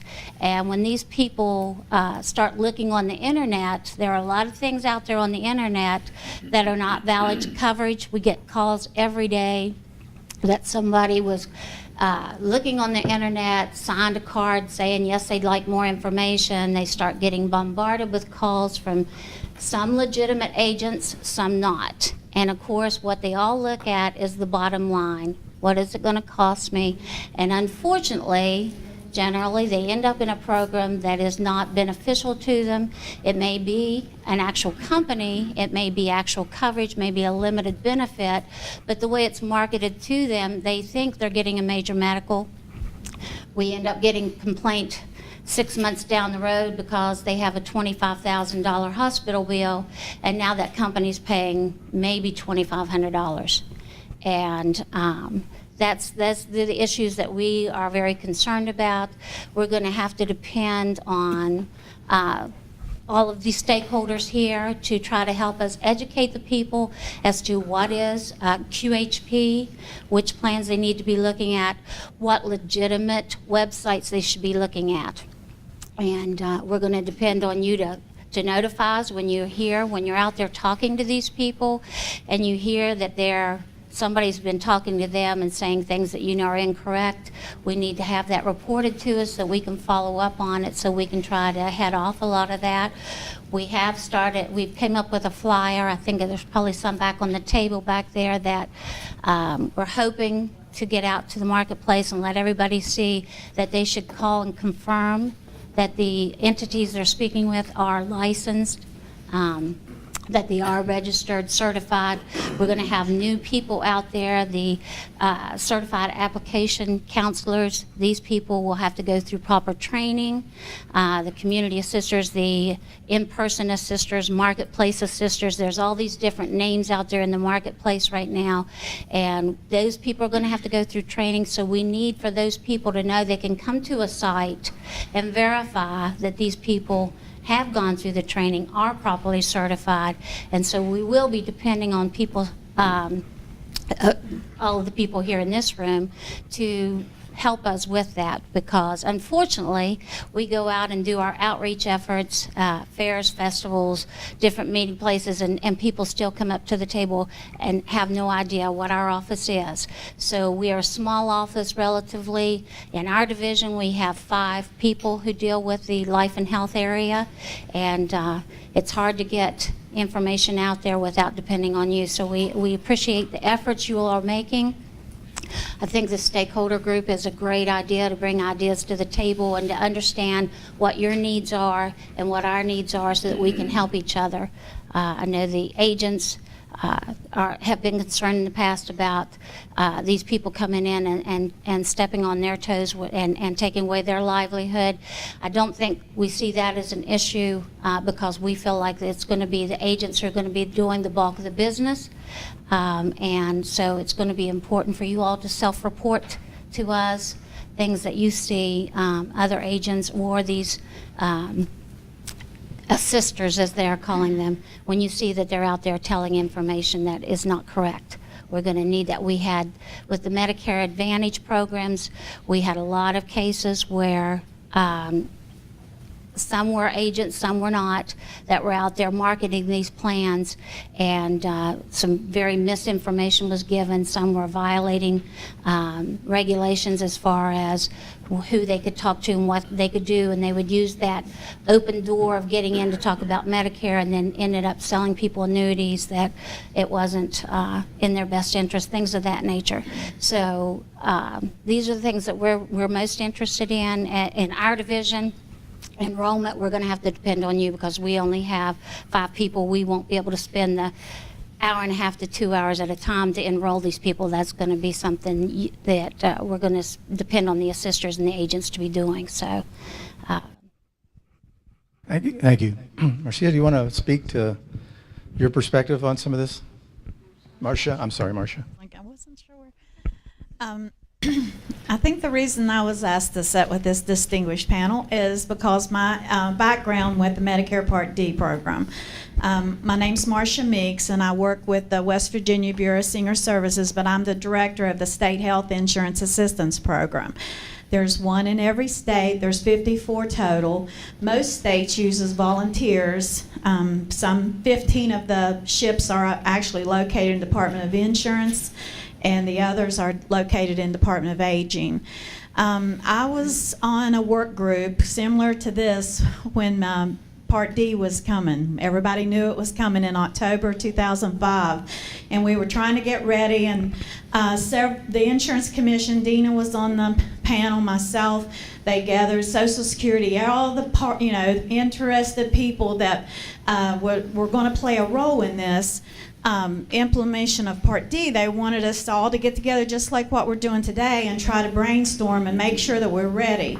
And through that work group, I think it was AARP Foundation and the Primary Care Association put together grants that they thought we need to have a call center. That was one, because ships there was one, I think at that time there was one person at the Bureau, we have one in every county, but they knew this was going to take a lot more people. And so with those grants and through that work group, we opened a Medicare call center, Medicare helpline at the Bureau of Senior Services. And honestly, I have no idea what we would have done if they hadn't came up with that idea, because it was just overwhelming. I think at the time there was probably about 350,000 Medicare beneficiaries in West Virginia, and this was the first time the Part D coverage was going to be offered. And all these people, we were out there trying to tell them they needed to pick up. It was voluntary; they didn't have to. Then you were trying to reach the people who were on Medicaid, because Medicaid was going to end. Medicare Part D, they had to have a Part D plan.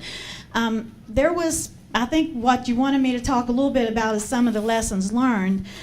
Even though they felt like they had, these folks were going to be auto-enrolled, the ones that had Medicaid, and everything was going to run real smooth, it wasn't like that.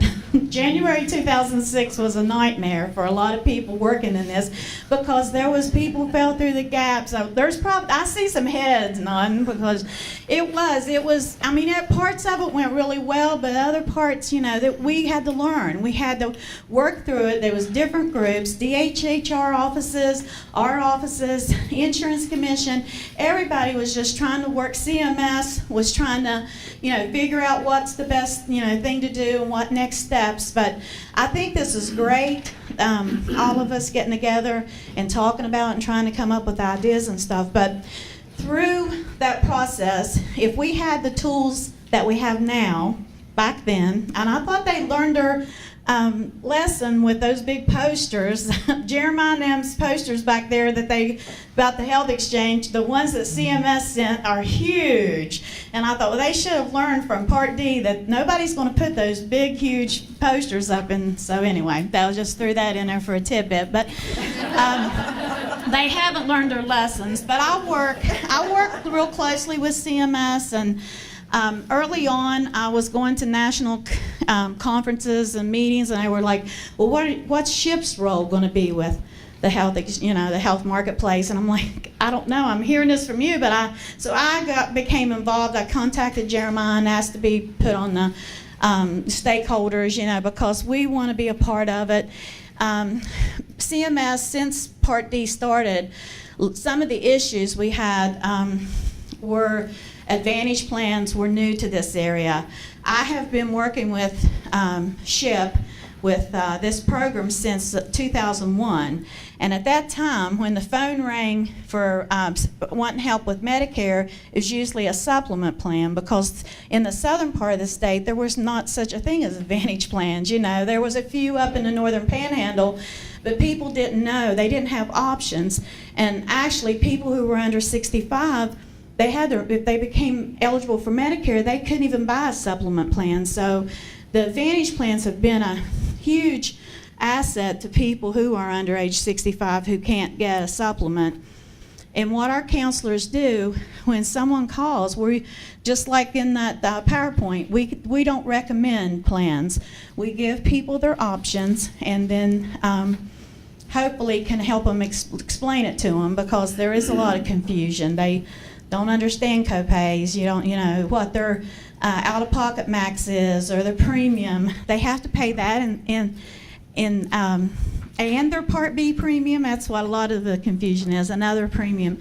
But I hope that I can bring some, background and some experience from where I dealt with Part D and to this group. And I was trying to think, one of the lessons I think is important is that we've learned is making sure, like one of the things in the rural areas and the pharmacies, ours was prescription drug coverage, but Social Security, educating groups that I usually go into a Social Security office at 8 o'clock in the morning and do a training on them about what we do and the appropriate referrals. I think that would be good to, educate them about, because that's where people go. They think they can get insurance. They go to Social Security. They go to different places, and making sure that those folks know who to refer or where to refer them to, that they can get local help, no matter who it is, if it's our office or if it's primary care, anybody, So I'll, if anybody has questions, I'll answer them, but I hope that was a good start. We got a couple minutes before we start thinking about these ideas. Questions for any of the panelists or comments? Dr. Foster?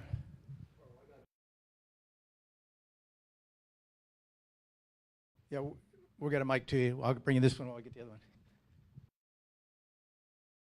Thank you very much. I was just, you mentioned about the cost issues and medical inflation. I guess what we're reading now over the last 3 years, medical inflation has been lower than it's been for years. And I guess could you comment on your belief, is that almost entirely related to the economy, or is it some of it related to the provisions in the law that relate to prevention, chronic disease management, coordination of care? I'm not sure what statistics you're referring to. Well, the last 3 years, medical inflation's been below 4%. It's been like 3.7, 3.8, 3.9 the last 3 calendar years. It's been dropped down from 7 and 8, and Well, I'm just looking at the overall statistics that I have that show how much premiums have been going up, and the related impact of some of these taxes. So I would need to look. I'm not familiar with what you're looking at. Do you think I'll ask one more question that maybe will be more up your alley. I apologize.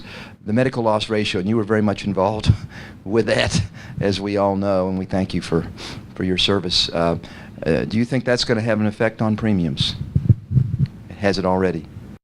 Well, I think that, you have seen some instances of some rebates or not, some monies going back to consumers as a result of that. But overall in West Virginia, by far and large, most of the larger writers in West Virginia were already near that. West Virginia already had a medical loss ratio in its, and was one of the states that already did rate review before rates could be implemented. So what you've seen primarily, and I see Fred Early back there, I know that Highmark was aggressive in how they worked to address the medical loss ratio, and as were other companies. But overall, there was some benefit to a limited number of consumers that are in the private marketplace from some of the large commercial writers. Other questions?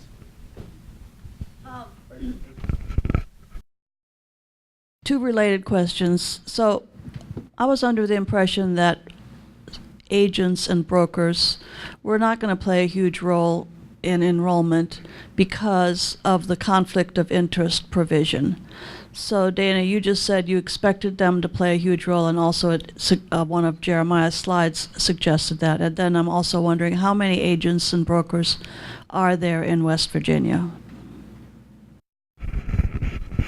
I don't have the number of agents that we have licensed, but we can get you that information. Jeremiah may have it, I don't know. But as far as agents, yeah, we expect agents to be enrolling. That's never been my understanding that they wouldn't be enrolling. We expect them probably to do more with the shop and more of the small employer groups than the individual, but we still expect them to be enrolling. They can't take money from the insurance company. To be navigated. They can't be a navigator and enroll, but as an agent, they can enroll with their companies. In fact, they can. So there is no conflict of interest provision for the agents. We need any more clarification of that? Joe, do you want to speak to that at all? Sure. This is a question that comes up quite a bit. The way that I understand that it will work, the way that it will work, if you wish to remain an independent insurance agent, you will be compensated by the insurer or the issuer, be it Highmark, Coventry, United Healthcare. Those are the three, the health plan, those are the predominant players in the state of West Virginia. If an entity or a person wishes to become a navigator, the navigator will be compensated via, correct me if I'm wrong, grant money that will come from the federal government. But you cannot be both. You have to establish yourself as one or the other. But that's a very common question. I've asked quite a bit. Other questions, comments?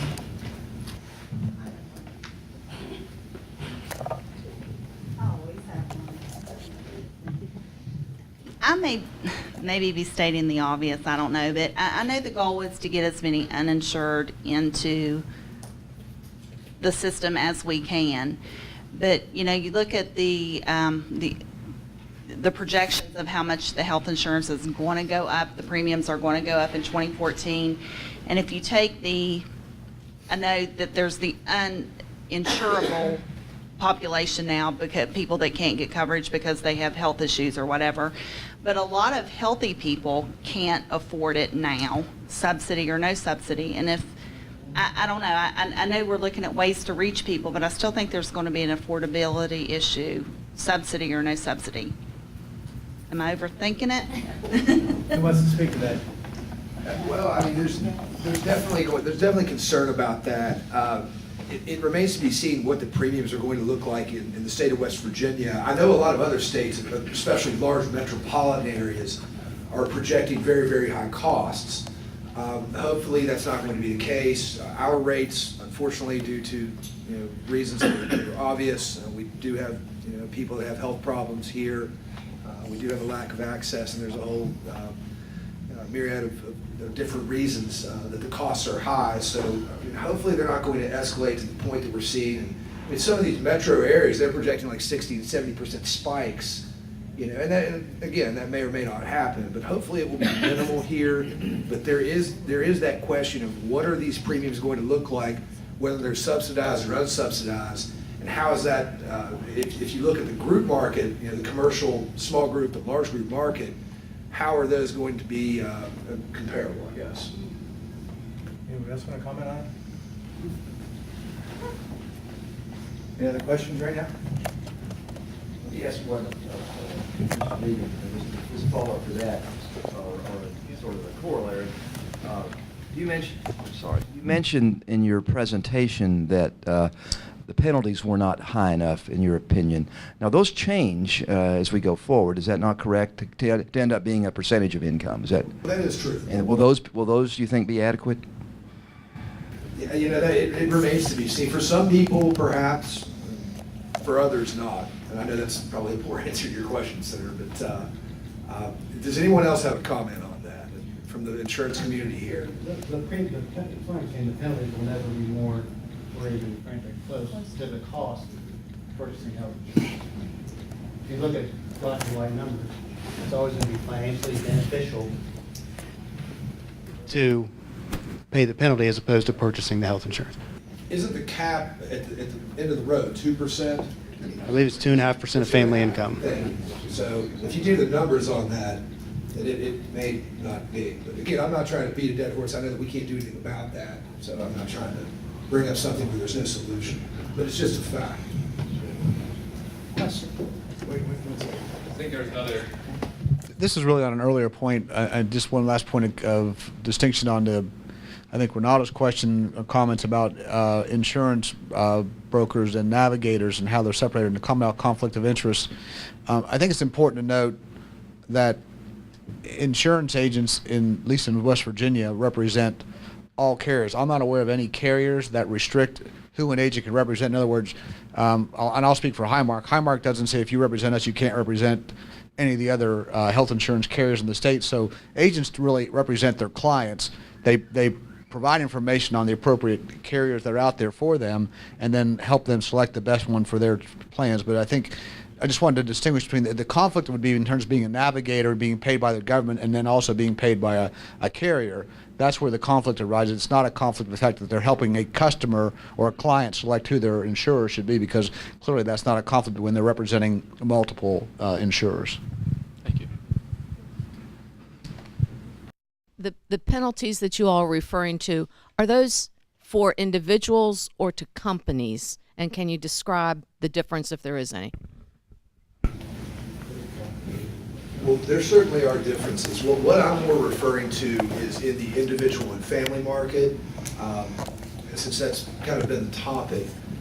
There certainly are differences in the penalties. The penalties that we're immediately referring to are if an individual or family chooses to not carry a qualified health insurance plan in the year 2014, the penalty will be either $95 per person in the family or 1% of that person's income, gross, I believe, whichever's greater. So, As defined by your income tax return the next year?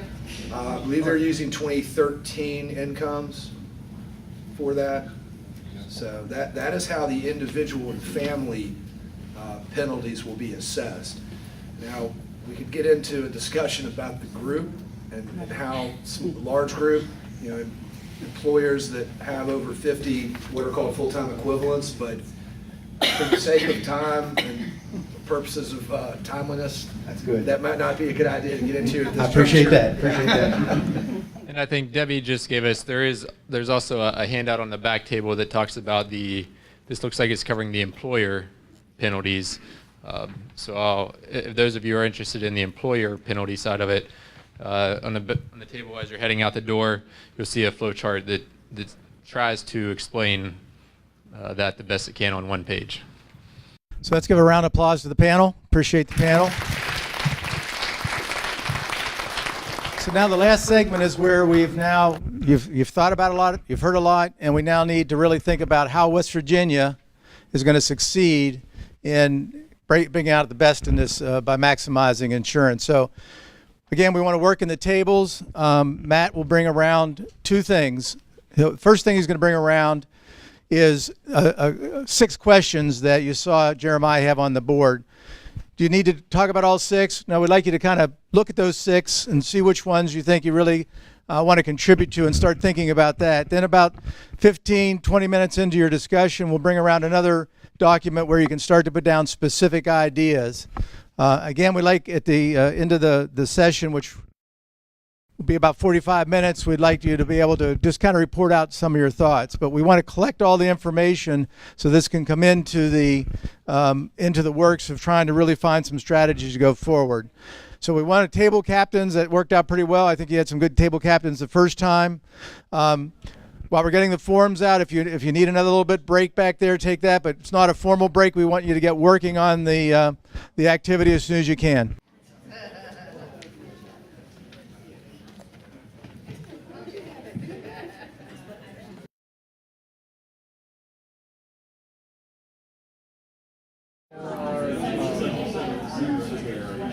Individuals. And you, all of a sudden, these emergencies happen. How are you going to get out of it? I'm assuming most of them are probably question there. Those were actual from people once they were willing to connect, actually having visits. Yeah, and same thing with spousal coverage. How often does that happen? Well, that's what you start worrying about the Spousal coverage. And the reason why I say that is because the information you're getting from all the different insurance carriers, they're pushing back on their, they're moving renewals that should happen. There's been money appropriated. I mean, I think it's just saying, to me, this is the way I read this anyhow, is open-ended. What do you think needs done to get people enrolled as quickly as possible? I mean, that's a reason for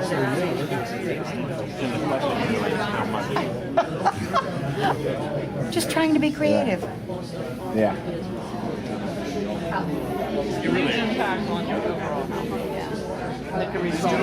Somehow to make it to where all they have to do is put in their social security number and it goes through the process. So it might be a case of where that parent can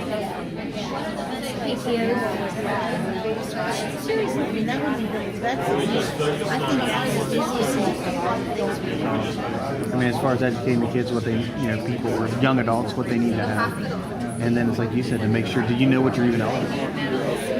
There's just a huge process. But no, I mean, there are similarities, but also differences. So a few things here.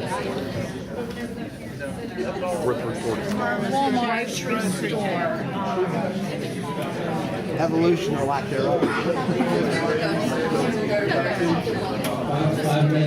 My first recommendation would be, and I would put people in the places. That's why I'm stuck on that as sisters going. That's just one kind of instance where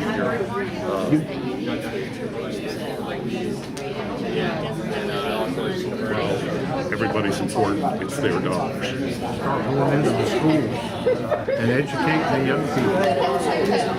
Hopefully when they get out, they'll know they need insurance to survive.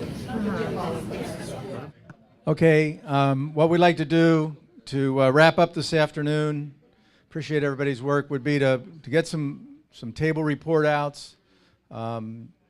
Matt, you have a microphone. You want to start with that table back there in the back who seems to be the table getting things done right away, right? Probably our main idea for getting the word out from our table is because we're trying to bring in the younger population to somehow mirror the voters registration selective service cards. Those go out to every high school senior at the age of 18, so if there was a way that maybe HHS could mirror that and use those methods of getting out, maybe we could reach more.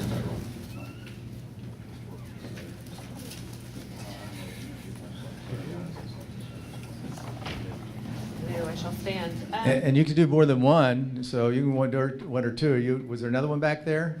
Oh, we're good. Okay. So make sure. They're free, so come on up. We also spent a lot of time talking about reaching the young and healthy and discussing how this is really just a huge cultural shift in the United States of buying insurance and buying health insurance. And anyhow, so I'm not sure exactly how to tackle that, but certainly social media would be a big piece of it. Thinking about Twitter and Facebook and all those things. I don't know, what else do you want to say? Anything? WVU, football, service clubs and churches and Walmart and Elks Club, and I don't know, just trying to get all the word out to as many places as possible. Although Elks Club may not be the best way to reach the young and healthy, but the young anyway. I don't know. No. Thank you.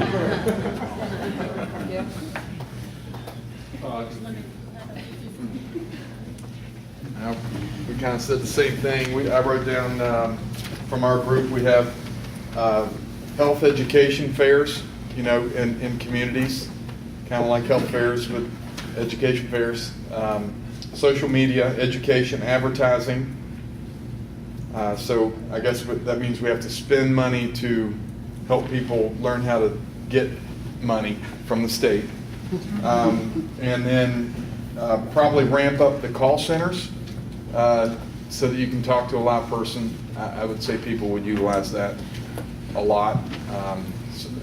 When you go, it's hard to get a hold of people a lot of time in government call centers. So if you had somebody that was available on the phone to be able to help people, I would say that would be somewhat effective and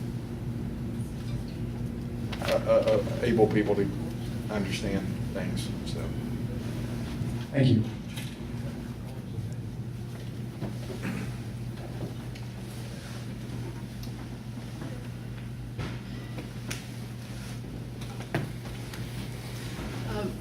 Some of the things. Could you stand up, please? We want to make sure we get the full video here. Some of the things that our table discussed were targeting of the younger set at things like football and sporting venues, restaurant and bar workers, barber and beautician outlets, colleges, and trade associations. We talked about developing an umbrella plan for government agencies, social agencies, healthcare provider groups, and we think that groups like the OIC and Enroll West Virginia should set up a steering committee to help guide that kind of an effort. Provide consistent, clear, basic messaging to public, families, and small businesses just about the who, what, and where of what's going on. And sign up pharmacy chains, grocery chains, look at West Virginia festivals, back to school community groups, and a host of others that, did I forget something that anybody wants to throw in that would help add to the effort? Thank you.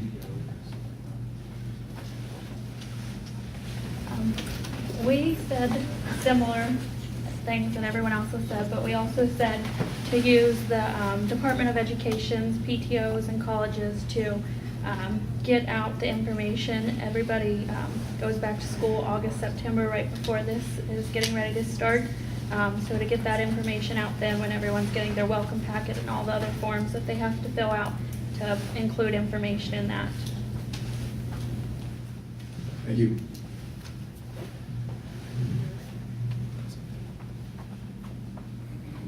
We have lots and lots of good ideas, and I worked with Sharon many years ago when we started, and Renata, when we started enrolling kids in the Children's Health Insurance Program, and Sharon stole a lot of my thunder, but she called it a steering committee. I called it a coordinating committee that really needs to be established, looking at what is the role of the eligibility specialist currently at DHHR? What role will they have in enrolling people? That needs to be defined. What access they have to computers, access to the marketplace, that needs to be looked at. The other group that was here, Shine, the woman that spoke from Shine, what role do they have? That needs to be defined. They need to know exactly how to send the people to the marketplace. Third group there was primary care centers, hospitals, pharmacies, making sure that all those healthcare providers know how to get people who have questions to someone that can answer it. Then we had the other question about how do the agents earn the money that they've been earning traditionally? Well, we thought everybody needed to get in a room and figure that one out. So The other piece that we wanted to mention also was that we knew there were some federal dollars that were available. We thought maybe West Virginia did not accept that grant. That's what was stated at my table. I don't know if that's true or not, but if there's some federal dollars available, needs to be utilized for this outreach. It needs to be coordinated. It's going to be a big job, and good luck, and we're all here to help. Thank you very much.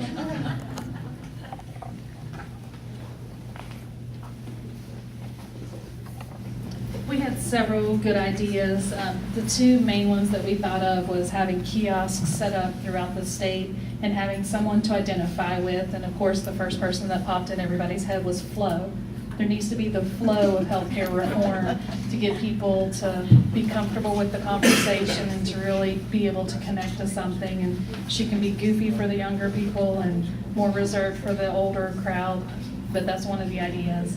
And then the second one that we really liked was whenever you take your child to register them at school, you also get registered into health insurance, or at least the possibility to see, does your family qualify for Medicaid? Do your kids qualify for CHIPS? So that way it's kind of already giving them something that they should receive. We think that sending the paperwork home might not get filled out, might not get returned. So if there's in-person assisters, either at the school, once a week, once a month, whatever the particular case is, that is part of that checks and balances within that school process. But thank you. So, to get to the young invincibles, we said that you need to market to their moms. Help mom get a good night's sleep, get health insurance coverage, that kind of thing. And also, we think either that colleges should mandate coverage as a condition of enrollment. And we hear, by the way, that WVU is going to be doing exactly that. And the other schools need to do that too. Yeah. And also, our public programs like SNAP, Medicaid and CHIP. Medicaid and CHIP together insure 230,000 children. Their parents probably need coverage. Send them all letters about the coverage and also contact people through SNAP. And then I want to say, affirm what Nancy and Sharon said, that there needs to be this kind of a coordinating group that the OIC should bring together on a regular basis to work out all of these, difficulties that are going to arise. Thank you.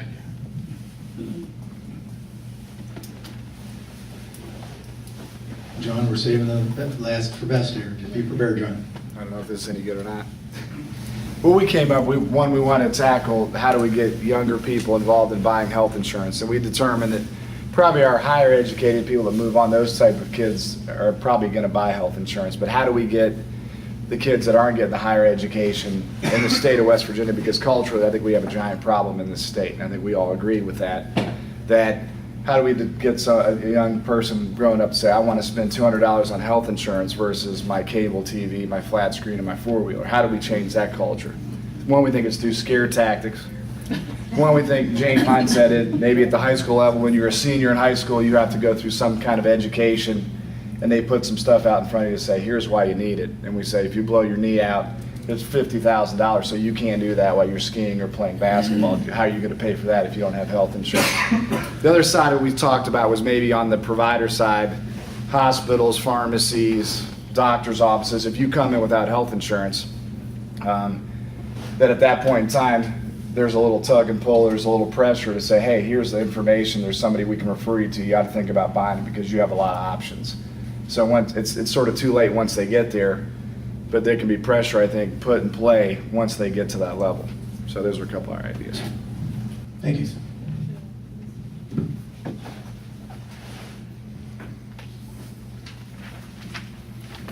Well, we thought you needed a coordinated media campaign, Perry's idea, not mine, by the way. That we need to talk about benefits and not about Obamacare. And we've talked a lot about venue to approach people about this insurance, and we need to approach people in venues that they associate with healthcare.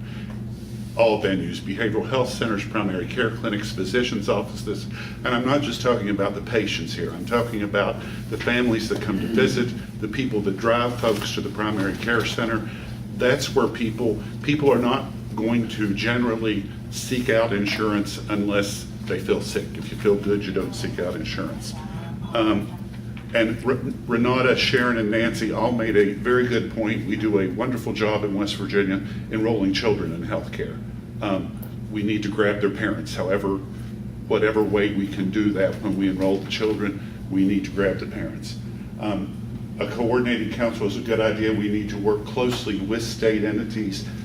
We also need to keep in mind it's the state entities to whom the dollars flow and who have to pay the disallowances if we do something wrong. So there has to be a close relationship with those groups. We've finished all the tables. Any other comment that somebody wants to make before I turn it over to Jeremiah in terms of something that was at that table that wasn't mentioned? Or so I definitely think, Jeremiah, we need to give applause to these tables for the good ideas. And Matt will be handing out here in a few minutes the evaluation. You can just leave it at the table, no names required. But Jeremiah, I turn it over to you, sir. Thank you, everyone, for coming out yet again. We've had many of these types of meetings, many in more intimate settings. But before I close, are there any questions that you all have, maybe based on what you've heard today or otherwise? Again, not to belabor it, but we benefit so greatly from what we hear from you all. And even if we don't have an answer, which many times, unfortunately, we do not, it does help us refine our focus and our message and our thinking on what we need to be paying more attention to. So are there any questions that you all have at this point that I can assist with?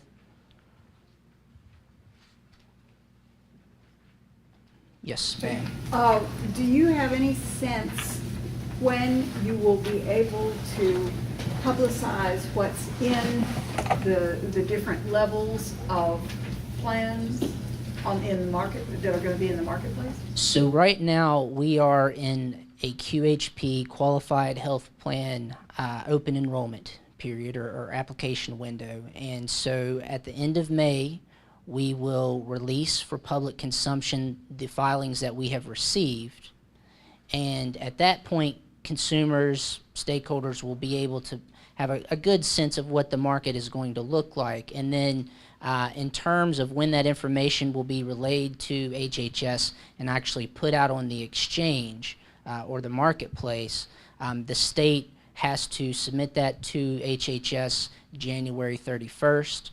HHS will then go through a review period with carriers, and then that information will hopefully be available to consumers sometime late August, and then obviously open enrollment begins October 1st. Excuse me, you said January 31st? July 31st. Sorry about that. I saw a few other hands.